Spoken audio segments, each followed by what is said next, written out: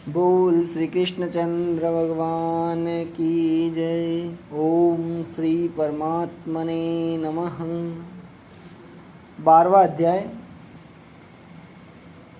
इस प्रकार भगवान के वचनों को सुनकर अर्जुन बोले, हे मनमोहन, जो अनन्य प्रेमी भक्तजन इस पूर्वोक्त प्रकार से निरंतर आपके भजन ध्यान में लगे हुए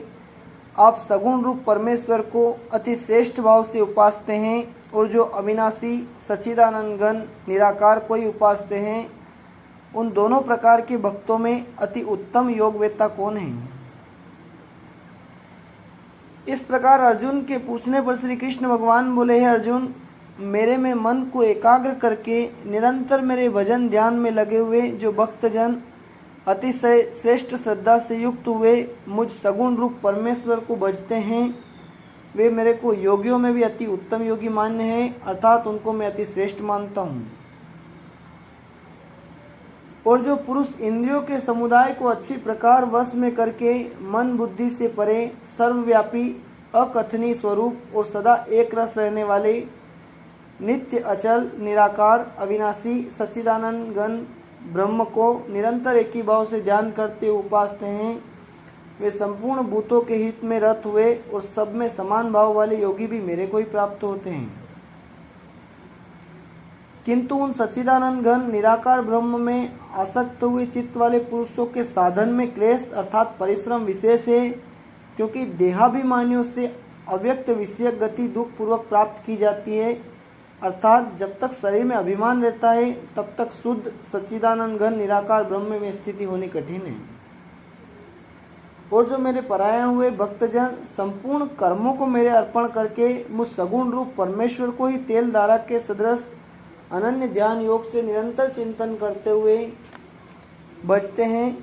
हे अर्जुन, उन मेरे में चित्त को लगाने वाले प्रेमी भक्तों का मैं शीघ्र ही मृत्यु रूप संसार समुद्र से उद्धार करने वाला होता हूँ।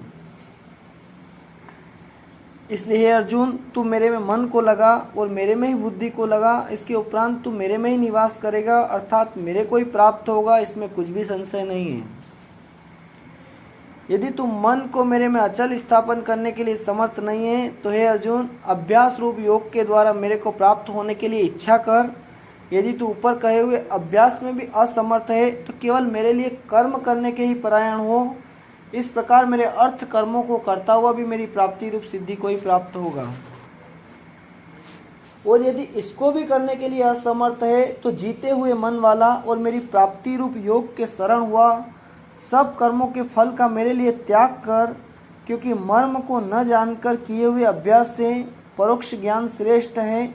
और परोक्ष ज्ञान से मुझ परमेश्वर के स्वरूप का ध्यान श्रेष्ठ है, तथा ध्यान से भी सब कर्मों के फल का मेरे लिए त्याग करना श्रेष्ठ है, और त्याग से तत्काल ही परम शांति होती है।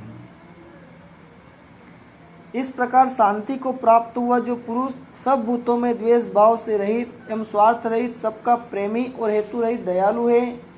तथा ममता से रहित एवं अहंकार से रहित सुख दुखों की प्राप्ति में क्षम और क्षमावान है, अर्थात अपराध करने वाले को भी अभय देने वाला है, तथा जो ध्यान योग में युक्त हुआ निरंतर लाभ हानि में संतुष्ट है, तथा मन और इंद्रियों सहित शरीर को वश में किए हुए मेरे में दृढ़ निश्चय वाला है, वह मेरे में अर्पण किए हुए मन बुद्धि वाला मेरा भक्त मेरे को प्रिय है,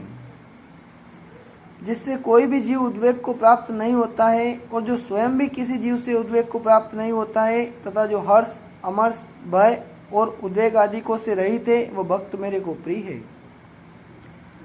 जो पुरुष आकांक्षा से रहित तथा बाहर भीतर से शुद्ध और चतुर है, अर्थात जिस काम के लिए आया था उसको पूरा कर चुका है एवं पक्षपात से रहित और दुखों से छूटा हुआ है,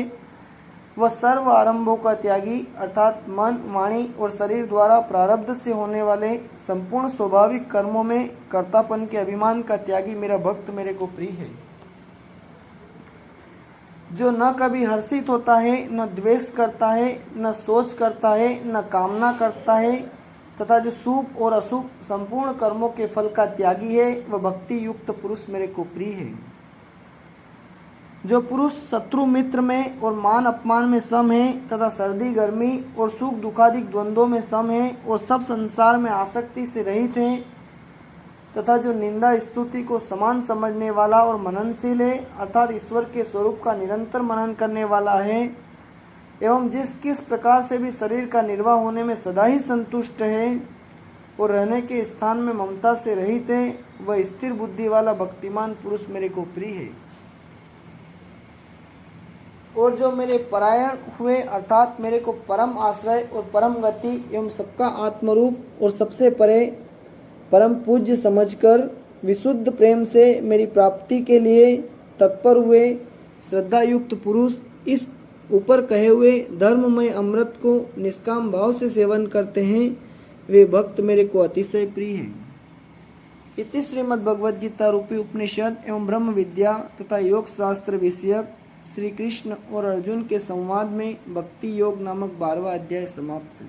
बोल श्री कृष्ण चंद्र भगवान की जय।